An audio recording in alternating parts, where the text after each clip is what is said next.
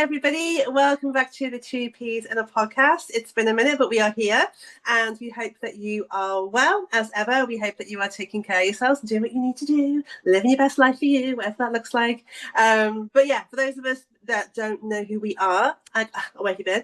But my name is Katie, and I'm based here in the UK. And my ride or die bestie for life is the ever glamorous. Hey guys, it's Jessica. I'm over here in the United States. I'm in Florida, so. Yes, exactly. Yeah, we've learned that to the little drum roll before I get to there. So, yeah. But we're having a themed episode today. We haven't had one for a minute. You know, normally we've just been doing a catch up and sharing and whatnot, but we thought we'd dive into a more literary theme today, didn't we? Yeah, we love books. We're book nerds. We are, but it's good. It's all good. So we've got books that we have perhaps written to share, but also just book talk in general. So, girl, you've got to go first because it's literally staring at me down there on the table. If we don't talk about this, I'm going to burst. So please share with the world. Oh my God. This is my second book that I've written. My first book was Animal Souls, which you can find on Amazon. Mm-hmm. This book is fiction. It is a romance novel. I love it. It is called Love Grows Here. And yeah, it actually was released, I think, the 26th of February. I think so, yeah. It was released. But yes. My copy today. Yep. Right? She actually got her copy before me because I bought an author copy, which took longer to get to me, but it's okay. Yeah, I love this book. It is basically just a love story about two very real people. You know, I find that in romance novels, sometimes it can get a little cliche. It can be like, you know, the 18-year-old virgin meets the 40-year-old Duke of Winchester. And you know what I mean? Which is fine because I like those kind of novels too. But this is very realistic. It's about modern day people with modern day issues. The characters are Kyle and Uni, and they've both been through a lot. They've been hurt. They've been rejected, lied to, cheated on. It's just been a whole big thing. So yeah, they meet each other, and it's just a love story. It's a great love story. I'm going to read the back because I feel like the back tells it better than I can, actually, which is crazy. All right, it says, Love grows here. In the quiet mountain town of Tumbling Falls, life moves at a steady, predictable pace, just the way Kyle prefers it. A rancher and gifted handyman, he can fix anything with a hammer and steady hands. Anything, that is, except the heartbreak that taught him to guard his own. Content with solitude and small town routines, Kyle has no intention of letting anyone get close. Uni arrives carrying her own scars. A freelance editor fleeing painful memories, she is determined to start over, alone. Falling in love is the last thing that she wants, especially in a town where secrets are scarce and strangers stand out. But when Uni starts dreaming of a man with piercing gray eyes, she never expects to meet him in real life. Drawn together by unexplainable signs and a connection that neither of them can deny, Kyle and Uni must decide if they're brave enough to risk their hearts again. Sometimes the deepest roots grow from second chances, and the most extraordinary love blooms from the most ordinary places. So it is about a realistic couple, but it also has some spirituality in there because there's signs, there's synchronicities. They both see angel numbers constantly, even though neither one of them dive too deep into what it is. They see it and it's recognized, and they talk about it with each other. The bluebird is very significant, which you'll find out when you read the book why, because I don't want to give it away. And yeah, it's just a really good love story. And honestly, it's molded after something that would be ideal for me, like what I would want my ideal love relationship to be about. And one of the things that I've gotten the most feedback on with this story is the conflict resolution that's in this book. Because I find that not only in romance novels, but also in real life, when we have problems, we tend to run away, we tend to shut down. Sometimes we'll ghost, sometimes we won't talk for months at a time. But these two characters are not like that. They face it. They're vulnerable. They're open. They find it worthy of fighting for. And that is one of the things that I feel like is missing in a lot of romance novels. And so you will find that here, conflict resolution in a healthy way. So yeah, I just love this book. I just really do. I'm so in love with it. And you should be. I mean, for those that don't know, again, where have you been? But I am not only an author, but I'm a book coach. And so I help people to write and publish their own books. And actually, Jess was my first client, quote unquote. She was the one that kickstarted me and put me on this path because, so it was what, 22? Must be 2022. Yeah, 23 maybe. Anyway, regardless. Jess was working full time, doing her thing, very busy. And you messaged me and said, I've started this book, but I've got no time. Help. If I give you everything, can you help me? And I was just like, me? Really? And you were like, girl, how many books have you published? And I was like, yeah, fine. So Animal Souls came out from that. And it really, that was the catalyst that put me on this path with my Write Your Magic program. And, you know, you are book 27 with this book, which is so freaking cool. So when you came back to me and said that you were writing a romance novel, for a second, I gotta be real, I was a bit like, really? Because I didn't see it, but then I know your history now with romance novels growing up. And again, I was a little bit like, well, you're my bestie, of course I'll help you. It's not really my genre, but sure. And then, like, I remember messaging you after reading chapter 2, and I was like, oh my god, this is amazing. I'm so hooked. Please just give me more. It was so good. It is such an engaging story. It's really pulls you in. You care about the characters, you care about their relationship. It's every character, even the secondary characters are fully well-rounded people. Like, it's just, you're such a great storyteller, and it's a real honor for me to support you on your writing journey, because it makes me so happy. It really does. Well, thank you. I really appreciate that. And yeah, I know that romance novels are not really your thing, but that's kind of one of the highest compliments you can get, right? When it's like something that you're not typically into, but you really enjoy it. So yeah, I'm just really, really happy with this. And I encourage those who want to read a really nice, honest love story that has a little bit, maybe a lot of steam in it, because it's definitely not PG-13. It is rated R.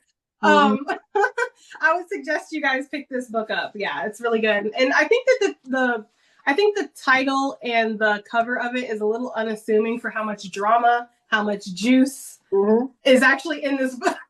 Oh yeah. Like, you know? I mean, there were points that I was editing your work and I got to like the steamy sections, and my children are in the room and I'm like blushing because I'm like, what are you doing, Mum? I'm just working. I'm working.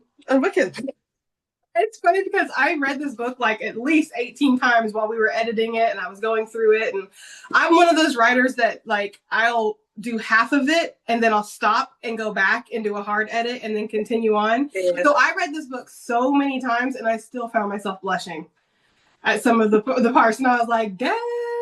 And you wrote it, so, you know. I know. But I put all of my passion, all of like my pins up, because, you know, I've been single and celibate for going on 7 years now, 6 years. And I put everything in this book. Like, I put it all in there, you know?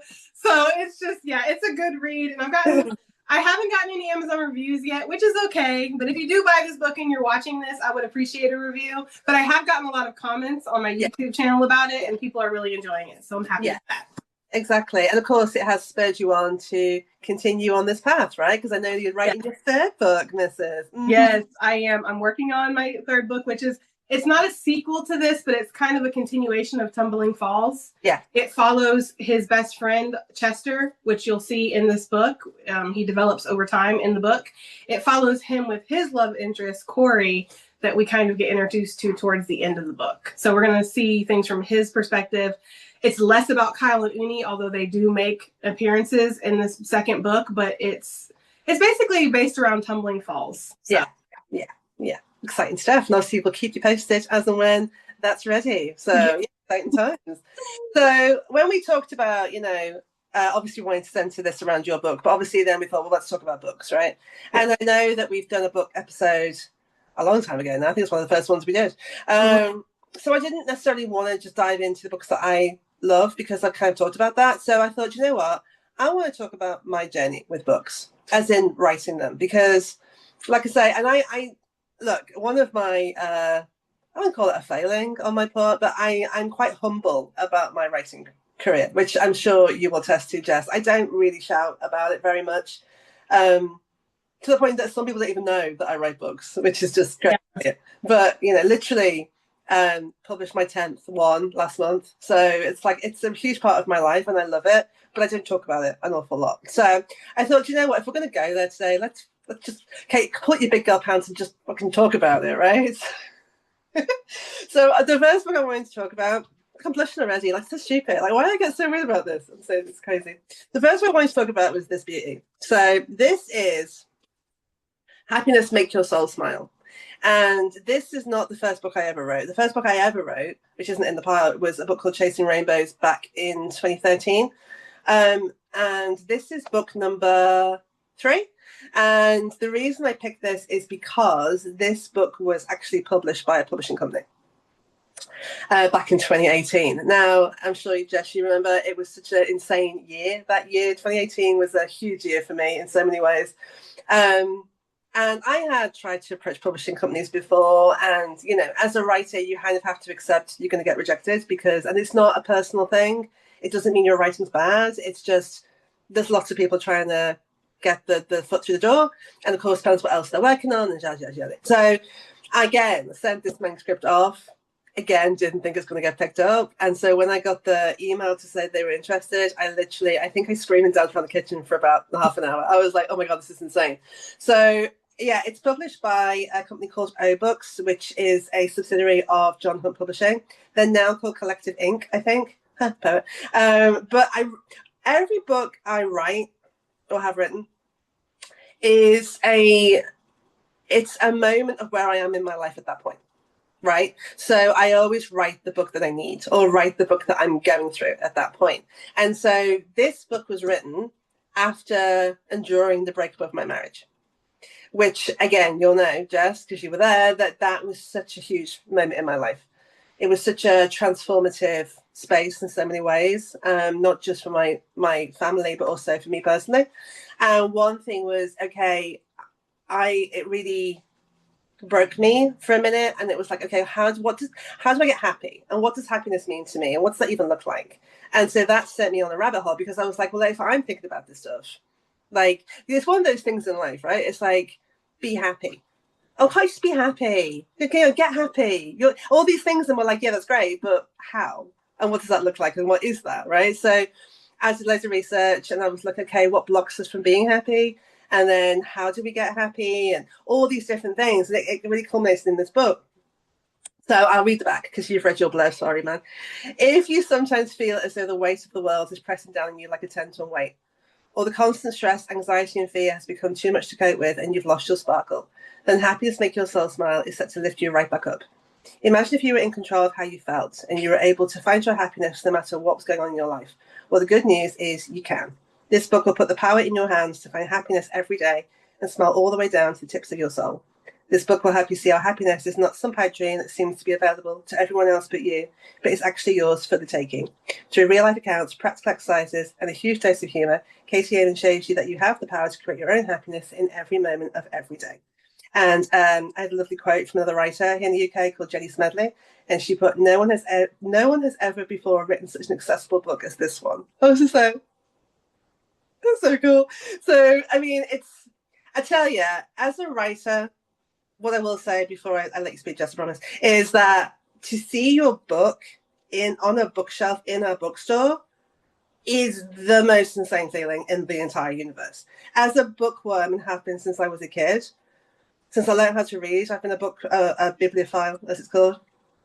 To walk in and see my book on a bookshelf in a bookstore, I literally cried, to the point that the cashier was like, oh my God, are you okay? I read that book. And she was like, oh my God. And she grabbed a pen and she was like, can you sign them? And I was just like, okay. And we're like crying, and there's probably books somewhere with my tears and my signature on them.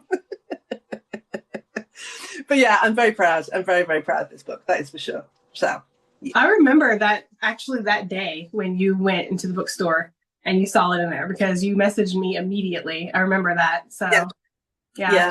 It's very special. And it's like I say, it's been a few years now. I mean, Christ Almighty, it's been what, 8 years?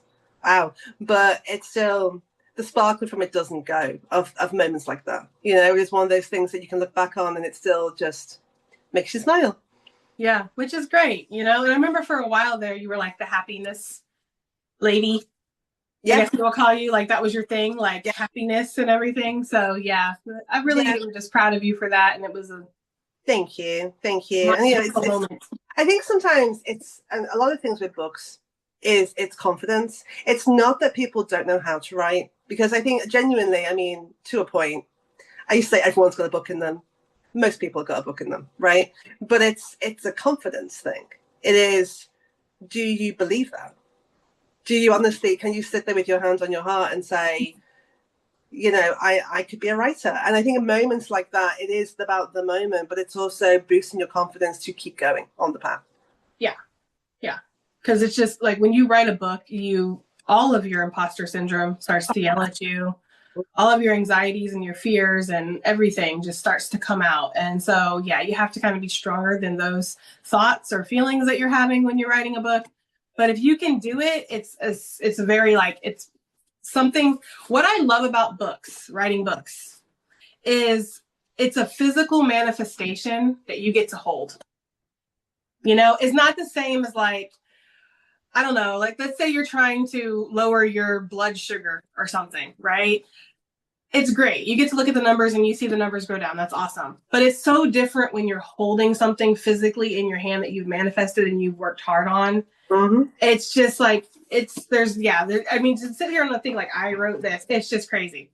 Yeah. So I suggest anybody who wants to write a book, you do it. Absolutely. One of my clients called me the book doula. Like I literally help people give birth to the magic, which is why I called Write It Your Magic. And so, yeah, I mean, every single project I've worked on, that moment when they get their physical copy in their hands, that magic of that like every time I see it, I feel like a proud mother. Literally, I'm just like, yeah, it's like literally like a little baby. Yeah. Like, you know, like a little baby that you get to hold and everything. Mm-hmm. And I can really attest to that because towards the end of this book, I was having that moment. Because you know how like when you're pregnant and then at the end of it, you're just done with the pregnancy. Like you are so ready. You don't care anymore.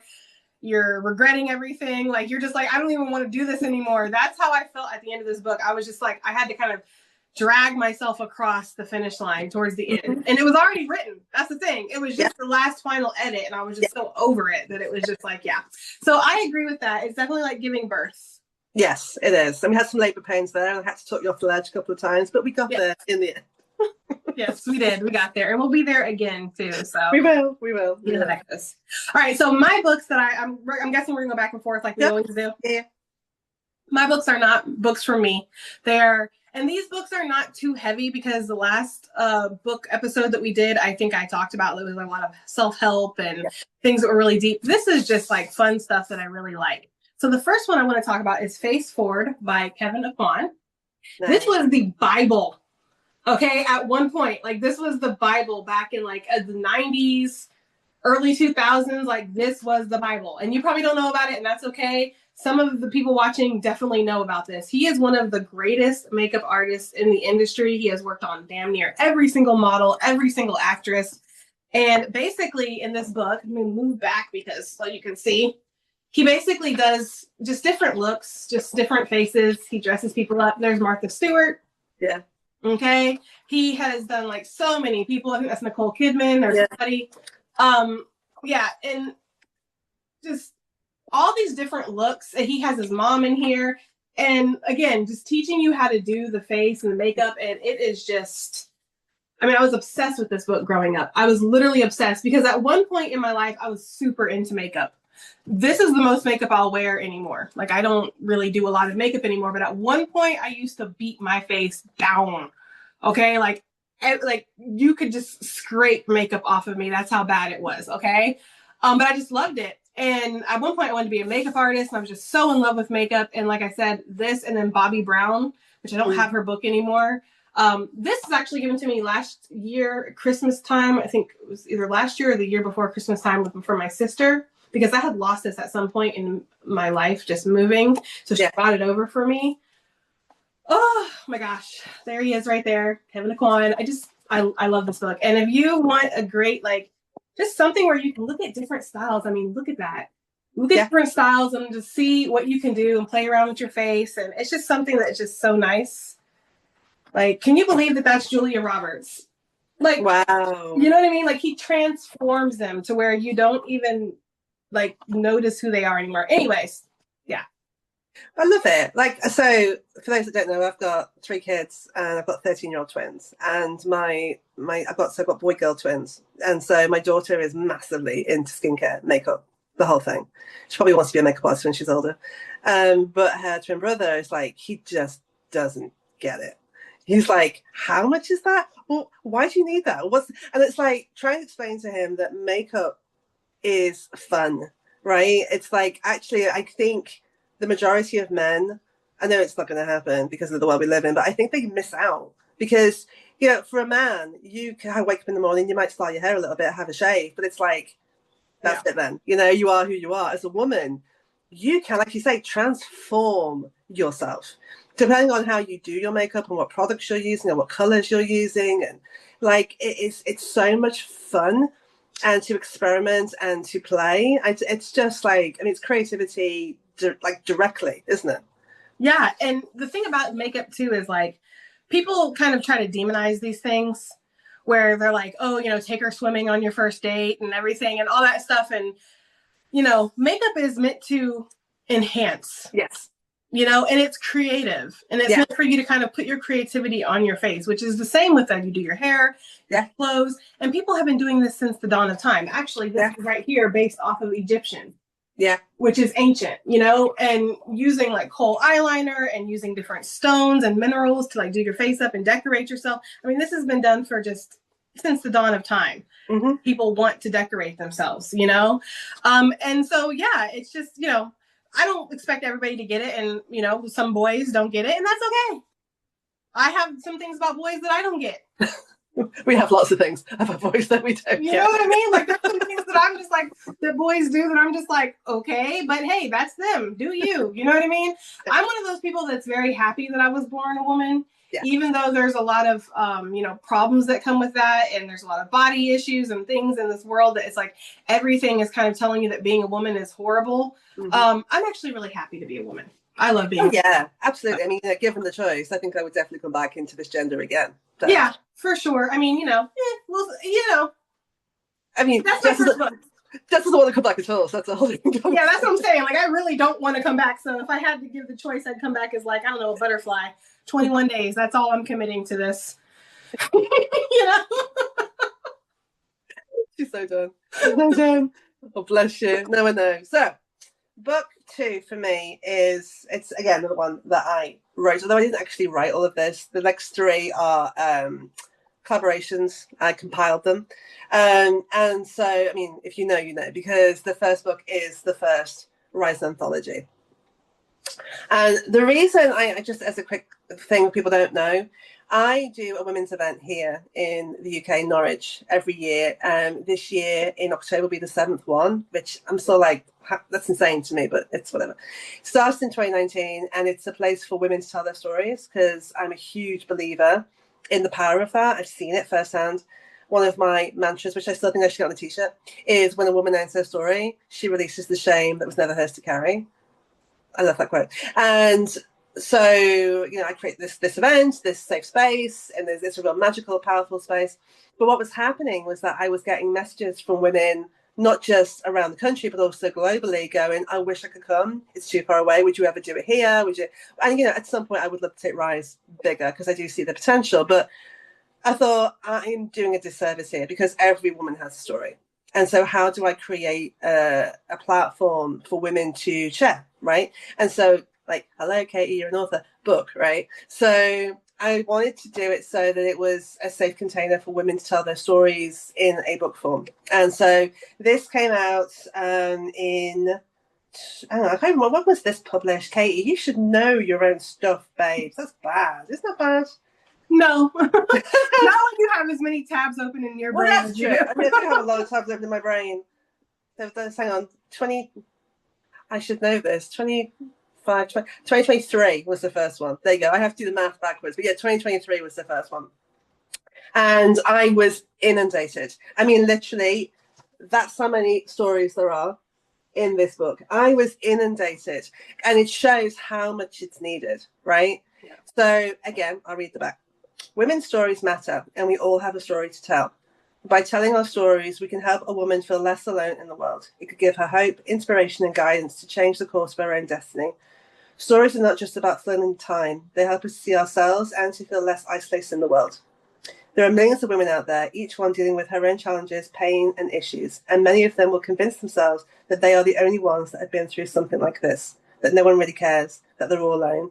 But nothing could be further from the truth. The 21 stories that you'll read in this anthology are told by some phenomenal women. My heart goes out with love and gratitude to each and every one of them for allowing me to hold space to share their story here.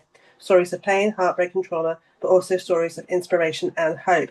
And so that's the crux of this. The other thing to say is that I always give half the proceeds to a women's charity because I believe in giving back. And so half of this went to a charity here called Girls Out Loud, which was empowering teenage girls to reach for the stars. So it's like how it's because look, writing books has been something for me. Yes, absolutely. And it's been highly transformative. And I'm so grateful is the right word. I'm so blessed to do what I do and for people to resonate with it. And I love it. And it's been a childhood dream forever. But writing books to me is not just about me. And so to be able to offer a platform and a space for other people, and then to also feel like I'm giving something back in a bigger way. I mean, it ticks so many boxes for me, and it makes me very, very happy. Yeah. And I know that was something that was huge for you. And I think that so many people enjoyed that too. Yeah, absolutely. I will say when I chose the cover, look, you can't see nothing on her, right? All you can see, so it's her back, a bit of her shoulder, her arms, and her leg. And there are the foots here. There is no naughty bits on site. You can't see her chest area. You can't see her private area.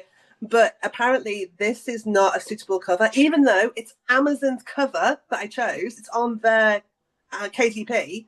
It's theirs, but they wouldn't let it put it on actual search. So, like, it's crazy. It's deemed as being like 18 plus cover, even though you can't see anything. Which is frustrating, but I chose it because it was like, it's about a woman being like, bearing her soul and being naked in that kind of way. But you live your life. Yeah. Well, it's, I think that one of the things that about that book that was so great was people who had a story but didn't necessarily have the time, the motivation, the energy to write a book got to still be in a book. Yeah, absolutely. And there's been a couple of authors that actually, they loved the process so much and it really inspired them and empowered them. They actually went on to write a book from this. Yeah. So it's amazing when you start to tell your story, you realize how empowering it actually is. Yeah. And it gives other people the permission to do the same, which is awesome. Exactly. So yes, very, very proud. Very, very proud. Anyway, that is me. You go. All right. So my next book is called Nature's Treasures. Nice. A lot of these books today are like reference books because I'm a big fan of reference books. I have so many. That's why I was like, when we were talking about doing this episode, I was like, honestly, I could do 15 of these episodes and still not get through all of my books because I have so many damn books. Yeah, me too. You know what I mean? And I have so many references that I love reference guides. So this is it says tales of more than 100 extraordinary objects from nature. So it's one of those things that I really like geek out on, like wings, different wings, dragonfly, how they work and like what they're for and stuff. And I don't know if this is, snake skins, like what snake skin shedding, the process, what happens with it, why it happens. This is fish scales, what happens with fish scales, why they have fish scales. Like I love these things, the elephant tooth. One of the things that I like to do when I go out on walks and stuff is I like to find what I call treasures.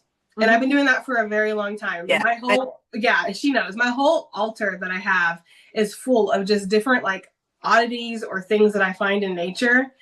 And so when I saw this book, I was just like, oh my gosh, this is perfect. Like just different types of shells and like what shells are, why they're important and stuff. And like the chrysalis, the butterflies, which of course is not the same as a cocoon. The chrysalis is the last step. Yeah. I mean, if you're like me and you just like reading about different things, like for instance, like beaks, bird beaks, you know what I mean? Like if you're just a nerd, okay, if you're just a nerd and you're like, you know what, I could get on that. I want to know why cactuses have spikes. What's the point of that? What's the purpose of that? I want to know about different flowers and cotton and why we have cotton balls and what, different, like it's in here. And it's an awesome book. It's awesome. I love it. It's one of those things where you can because sometimes I find that reading can be heavy. Yeah. And it can make you fall asleep and it can be tiring. This is one of those things where it's like you can just pick it up and just flip to a random page and look, today we're learning about flowers. And I don't know, I like it. So It reminds me of I suppose an encyclopedia, but not really, that I had when I was younger. And because the imagery, because it was that kind of style where it's photographs, but they're not presented as a photograph. And there's something about that that makes it really engaging, I think. I mean, I know having worked, like I say, with other writers, and they'll go like, can I put in, images or photographs? And I go, your book is your space, make it your own. Like, I don't care. Put in, like, I think for me, the more visual you can have, sometimes the more engaging it is. Oh yeah, for sure. And what's great about this book is you don't see any like super large paragraphs. Yeah. Where it's like droning on and on, and you feel like you're in school. It's like different things. Like this is different bird nests. Yeah. Different birds and the nests, what they look like and stuff. And so if you're just into that kind of thing, this is just a really good book. And like I said, all of these pretty much are references today. Reference books, because I like those kind of books. Absolutely. Absolutely. And that's the great thing about reading. I think sometimes people think if they're not reading like literary classics or big heavy books, they're not like, it's not worthy and they're not like reading properly. I'm like, that's like saying that some music genres are better than others. It's all subjective. Reading is reading. I think it doesn't matter as long as you're engaging with something. Like again, my son doesn't really like reading, but he likes certain types of books. So that's okay, because it's finding what is your thing. What is the thing that you're going to be engaged in? And whether that's a comic book or a reference book or a novel or a poetry book, it doesn't matter. There's something in you that it will speak to you on some level. Yeah. And also I found like if you're somebody who doesn't necessarily like to read, but you like to learn. Yeah. And you like to know like interesting facts. Mm-hmm. Like people who are here from my YouTube, you'll know I just say the randomest interesting facts sometimes. And this is the type of books that I read to get that information from. Yeah. I have people in my comments all the time like, how do you know that? Where would you learn that? From books like this, because my bookshelf is full of them. Mm-hmm. And it's just interesting, So yeah, it's funny because like, even though I really don't want to come back to Earth, it's mostly like the humans. I love the nature. Like I love the animals and the environment and the food and the smells and all that thing about Earth. I really, really enjoy. It's the people. So anyways, that's me and that's this and that's my second or third. Bless you. I'm going to do the next two together only because the last one is quite a story. So I'm just going to want to I know, because it's the whole thing. And once you see what it is, you're going to know the story. But I wanted, so the 3 and 4 are the second and third Rise anthology, because your girl did it twice again. So this one came out the year after. This one came out in 2024, and this one literally came out last month, book 3. And what's really interesting, I think, is that you would think by now that my imposter syndrome would not really be a thing. I know. But I think sometimes I'm like, girl, you can do this. You've done this multiple times. Like, why are you in your head? I'm an overthinker. I'm always in my head. But it's like every time that I've put the call out to say, does anybody want to be part of a book? Everyone has a story to tell, yada, yada, yada. I always think for a moment that no one's going to really bite. That's the first thing. No one's going to be interested. And then I'm always surprised when they are. It's the weirdest thing. And like, I don't know whether, I'm sure, Christ almighty, I'm learning psychology. I'm sure that I could dive into my own brain, but it's really interesting how imposter syndrome and creativity just seem to be such horrible bedfellows, right? Well, yeah. I'm not trying to interrupt you, but I was just going to say, because creativity comes from your soul. Mm-hmm. And so when you're putting that out there, whatever it is, whether it's painting, writing, drawing, singing, dancing, whatever, you're bearing a part of your soul for people to judge. Yeah, absolutely. And it is so personal. And I think with these books, it was even deeper, because I know there was almost like a responsibility, because the stories that are in these books, you've got women who have been through sexual trauma, physical trauma, people who have had eating disorders, people that have been through the worst things. And there is a responsibility with that. Like I have a duty of care for these women, right? So it's not just about me. It's one thing to go, I've written this book, I'm going to put it out there, and there's a vulnerability that comes with that.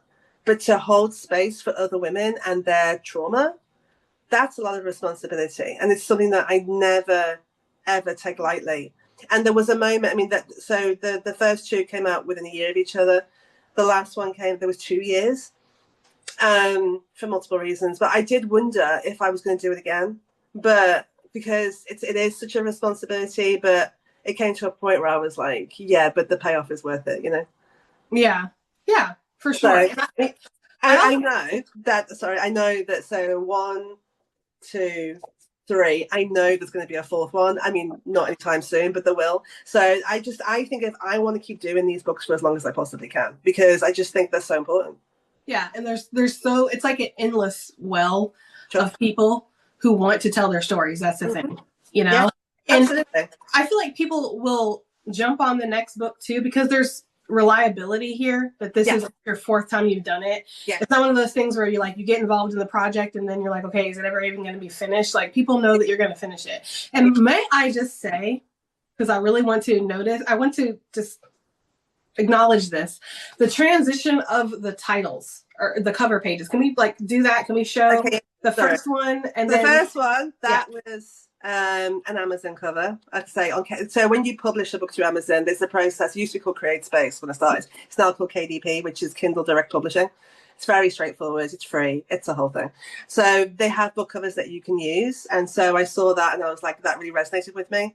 And then because that then, like I say, wasn't available on a search engine, I was like, well, I need to take something a bit more accessible. So that's also an Amazon cover. And I was like, well, yeah, because they're like dipping into their own magic, their own power, da, da, da, da.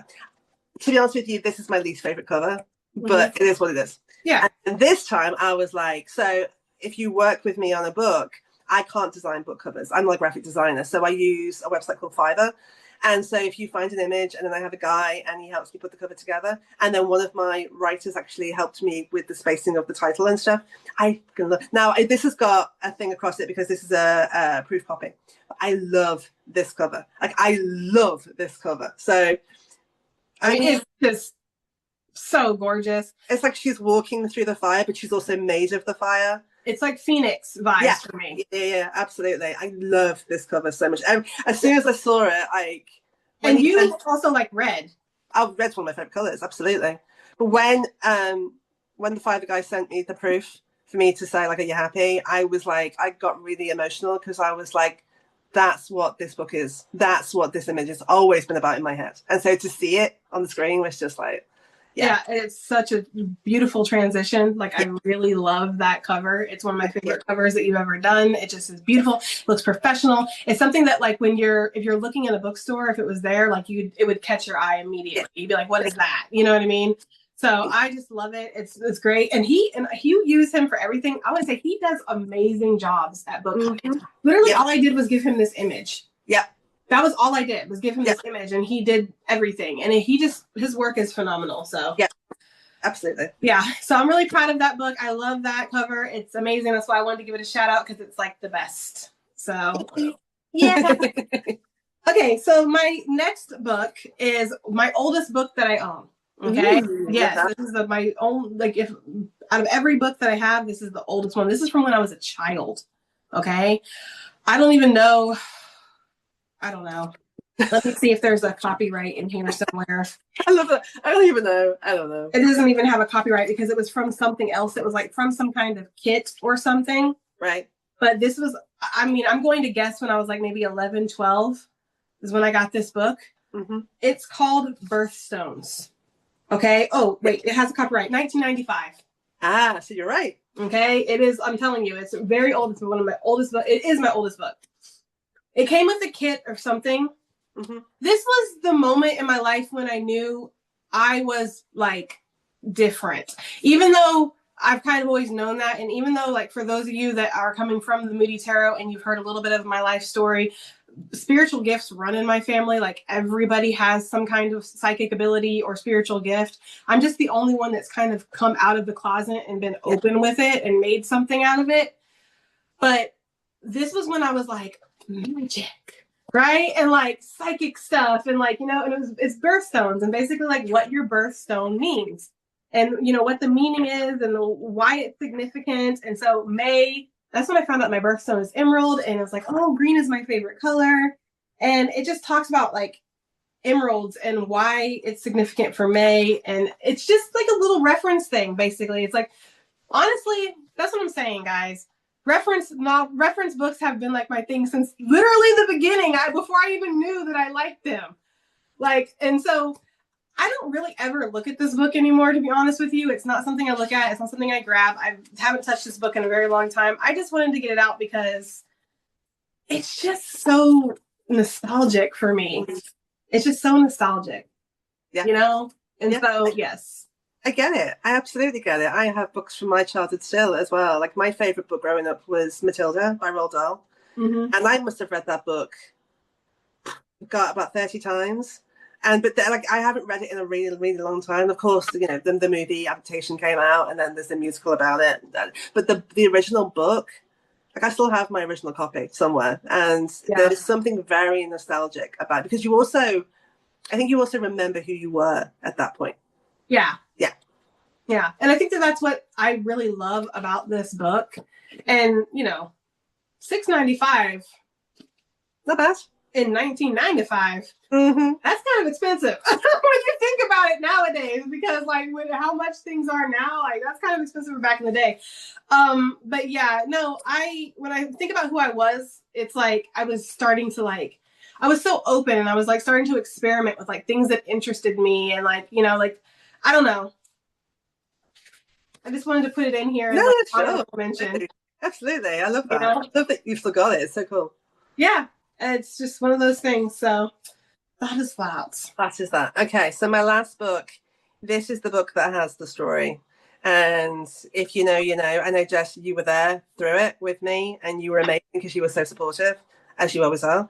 This book doesn't exist anymore, but I'm so proud of it. And I will always be proud of it, regardless of what anybody says. I'm still incredibly proud of it. So the book came out in February 2020, right before COVID. And again, it was published by the same company that did the happiness book. And it is my teaching memoir. So it's my story. And I wanted to focus, because a big thing for me in my life was that I had chronically low self-esteem and self-worth for most of my life. For the first, I want to say like 35 years of my life. And so when we first connected, like my self-worth was dreadful. I didn't believe in myself at all. I know I still have my moments, but like, no, I was always this on the outside, but inside, no, I mean, it was bad. And it's what that impact had on my life, what that the decisions that led me to, what changed, and how I've been learning to have a better relationship with myself since. And of course, I didn't just want it to be a memoir. I wanted, as you probably gathered, to give back. So I wanted to say, well, how can I help you as the reader to also, if you're in the same space? So very, very proud of it. And of course, it was not an easy book for me to write because I had to go into some trauma and I was called to go deeper. And at one point I was crying while I was writing it because it was a whole thing, but was very, very, very proud of it. So the book, I still have a copy, is called Self-Love Pledge. It's really weird even thinking about this after everything that went on, because like I said, it doesn't exist anymore. Self-love is the foundation of real happiness and the birthright of us all. Self-Love Pledge is a book that guides the reader to the most important journey of all, that of loving yourself. It is this which opens the door to a real sense of happiness and fulfillment, and yet it's one that most people struggle with.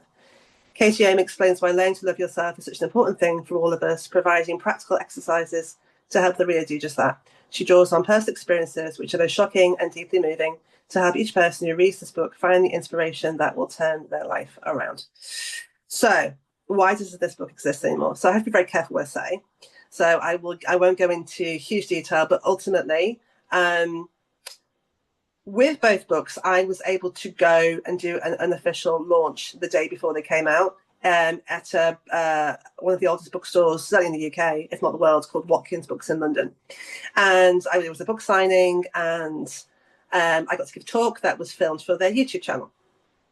And I was like buzzing. I'm just bouncing. I was so happy. I was so excited.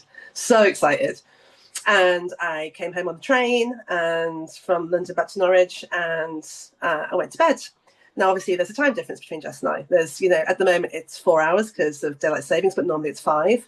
And so I went to bed and I woke up in the morning and you had blown up my phone overnight because there had been comments on that YouTube video that were not great. And you being my ride or die, of course, tried to defend me and stick up for me. And it was not a nice experience. And Watkins, to their credit, turned the comments off in the end. And I just got on with it. I mean, the book was doing really well. I was getting really positive feedback. People were loving it. One guy said, like, literally helped him and save his life because he was suicidal before he read it. I mean, that's like, what do you do with that, you know? And so life continued. And 15 months later, I was taking my twins away on holiday. And my publisher rang me to say that there had been an email that there was legal action being threatened against me because of somebody who was featured in the book wasn't very happy, even though they were not named in the book. Their name is not in there at all. And everything I said is true. Watkins turned the comments back on because I could prove that this person knew about the book, even though they said they just found out. And the publisher said that they would, don't worry about it. There's no legal action. That'll be fine. Go enjoy your holiday. And then a week later, they emailed me to say that although there was no legal action to be had and then nothing had escalated away from that email, they decided to drop the book and give me the rights back. And it broke me. Like, I just, because of the nature of the story, and it was mine and how hard it was to write, and it was so personal, it was really hard for me to get my head around for a really long time. And even now, if I think about it, I just feel really sad. But like I say, the book is, the rights to it are mine. I keep saying that I will rewrite it at some point and put it back out. I just hasn't felt like the right time. So at some point I will, but obviously it'll be a very different book. And I've learned a lot since it came out anyway, so it'll be a very different book as it is. But yeah, it's definitely an experience, you know? Yeah, and what's really sad about that is, I mean, I know we have to be careful about what we say on here, but I looked at it like it was just another control tactic of that person. Just another way that they could control you and try to stifle your voice, even though that situation was done and over with at that point.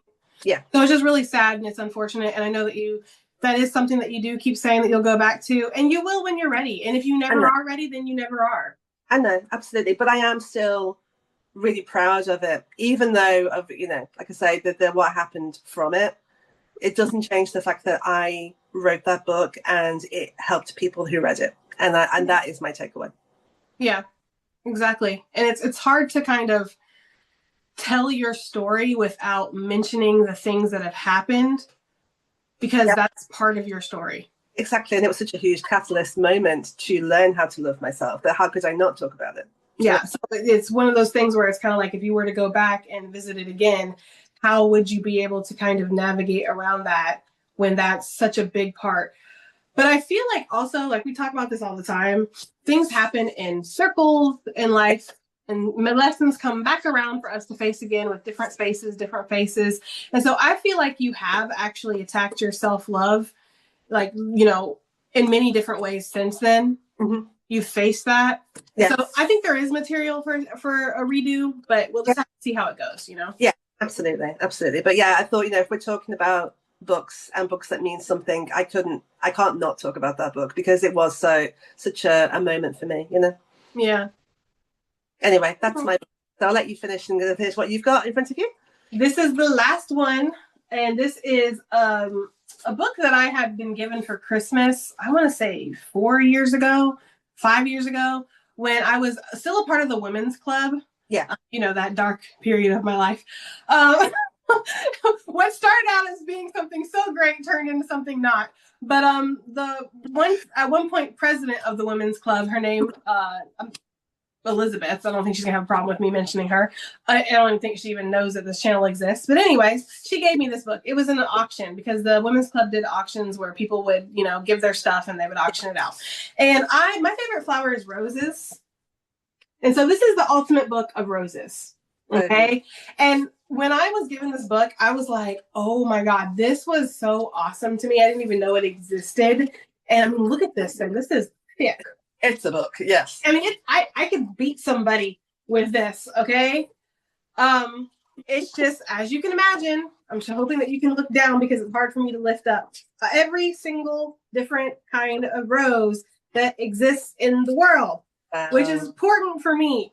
I was just somebody who likes references, right? Like it's something like, I mean, just, and it's all in alphabetical order, which is, I appreciate.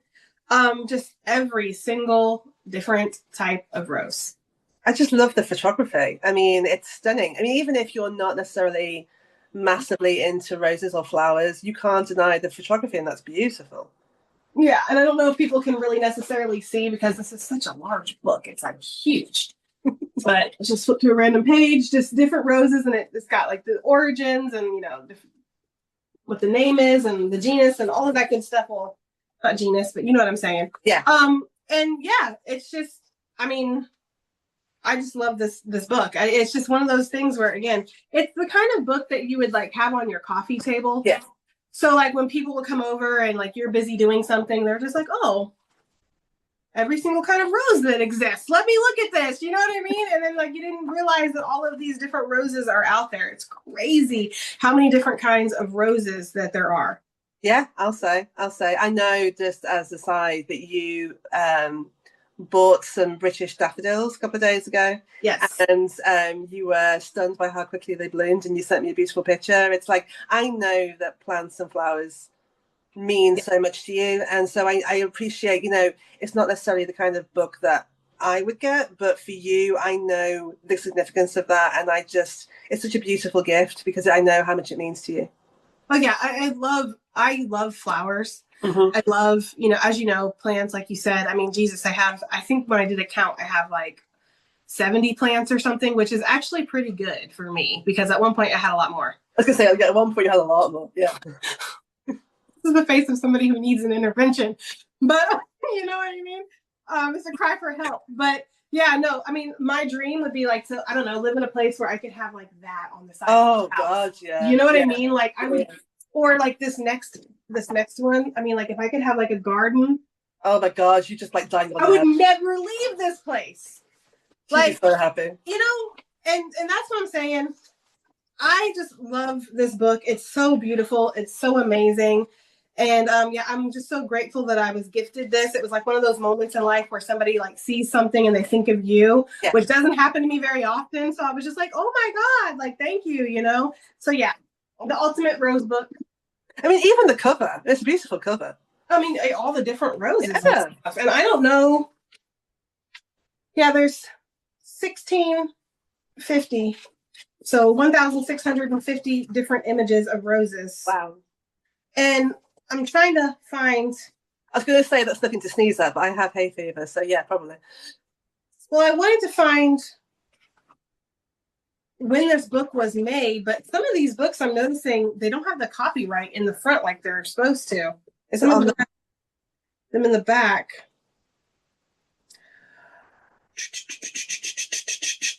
No, it says it was made in New York. It doesn't have. I don't know, but it's yeah, I don't know. Whatever. But either way, I love this book. It's an awesome book. If you can find it, I would suggest buying it if you like roses. Yes, beautiful, beautiful. So, look, we hope that this episode maybe it gave you some book recommendations for yourself. Maybe it's inspired you to go and write your own book. Who knows? Maybe it's just interesting thing to listen to. I don't know. But regardless, look, we just hope that you've enjoyed it. And if you can support my girl with her book, which she's resting her head on, we would both be very grateful because I'm just so incredibly proud of her. It's just an amazing story. And if you're looking for a good read that will engage you and, it's a little bit of romance, a little bit of spice, if you're into that, it's on Amazon, so go and check it out. Yep. And any of the books that have been mentioned from Katie here, I mean, honestly, you can just look up Katie Oman on Amazon and you're going to see a crap ton of books. Crap ton. I am in process of writing my 11th, but that's a very different beast. It is a novel which I'm co-authoring with another writer, and it's so much fun. It's so much fun. And I know that Jess and I have plans to actually work together on a book, but that's all kind of at the moment. So we're technically working on it, but since it's a different kind of book, it's a different process, which you guys will find out more about later on. Yeah, so watch this space, right? But anyways, guys, look, thank you for watching this video. We hope that you enjoyed it. We hope that you find it interesting, and just thanks for being here. We really, really appreciate you. But any final thoughts, Jess, before I sign off? No, just, go buy this book. Go buy the book. All right, guys, we love you. Thank you so much. Take care of yourselves, and we will see you on the next one.